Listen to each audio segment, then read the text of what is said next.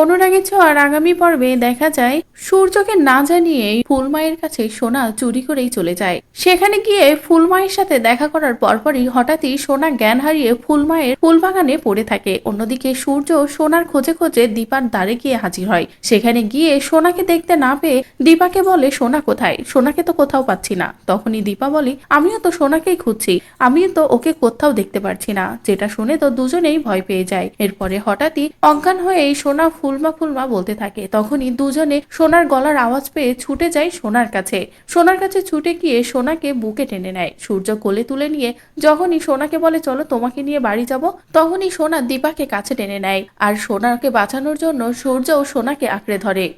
দুজনকে আঁকড়ে ধরে সোনাকে আদর দিতে থাকে। তো বন্ধুরা, এবার যদি সোনার এই পাকাপোক্ত প্ল্যানে দীপা সূর্য এক হয়, তাহলে সেই সবটা দেখতে তোমাদের কেমন লাগবে কমেন্ট করে জানাও। পরবর্তী আপডেট পেতে চ্যানেলটি সাবস্ক্রাইব করো।